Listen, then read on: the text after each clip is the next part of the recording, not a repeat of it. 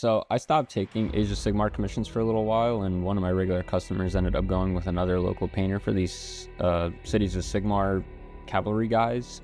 And apparently this project dragged on for something like 6 months, which already isn't a great sign. And when he finally got them back, he basically hit me up immediately asking if I could salvage them. And at first glance, the paint job itself wasn't even the biggest problem. And yeah, there were like rough patches all over the armor, and the details are messy, and a couple parts were broken or missing. But the real problem is these bases, man. I don't really know what this golden gravel stuff was, but it was like super thin, super glued on there, and I had to carve away at it with a utility knife for a couple hours, and this is what I ended up with. Luckily, I was able to just mix up some texture paste here and fill in those gaps so I can actually start the paint job properly. Really, like, the restoration of these models wasn't even that bad. Most of the paint was workable. It was thin enough that I could just paint right on top of it, and I just treated it almost as a sort of a base coat. It's a little bit of a shame that I had to basically repave someone else's work that they were supposed to get paid to do, or they did get paid to do, and here I am getting paid to do it again. So, like, it sucks for the customer really more than anything. It's a shame that you trust somebody with your models and your money, and they take your models and your money, and then 6 months later you get what looks like a rush job. But I'm happy that I was able to kind of salvage these guys for them, and in the end they did come out really, really solid. Miniature painting is kind of weird because most commission work happens like entirely on trust half the time.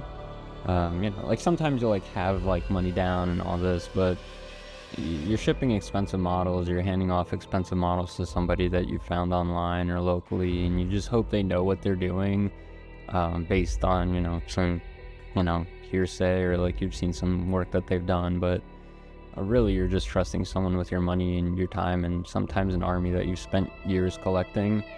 And it's part of why I try to be kind of obsessive when I take commission work, and I've had to be a little bit more picky about what work that I take on so that I can ensure that there's a certain level of quality that I could put out. Because at the end of the day, like, these aren't my models. Somebody else saved up money, bought the army, they did the reservations, and like they're excited for them, and it's their thing, and they want to play with them.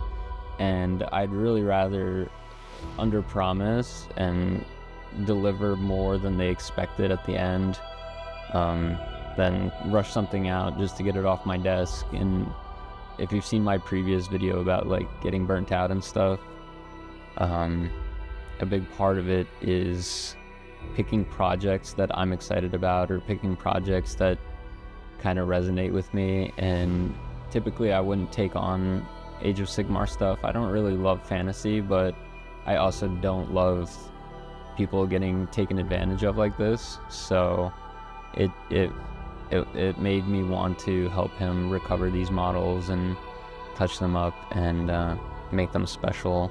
I also find restoration work is kind of like weirdly satisfying, because you get like this really obvious before and after where I know that I can take naked plastic, put it together, and from scratch pretty much deliver or like do a really nice job on it.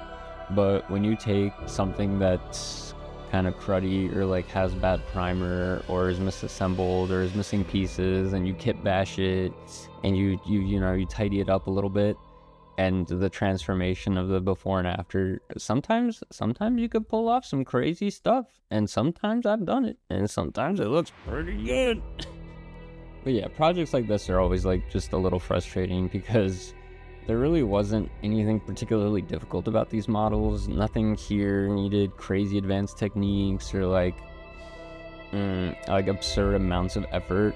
It just mostly needed some time and attention. And at the end of the day, people spend a lot of money on this hobby, and when someone trusts you with their army, the least you can do is either say no to the job because you just can't handle the job, or you make sure you're putting like care into the work and you're doing a nice job.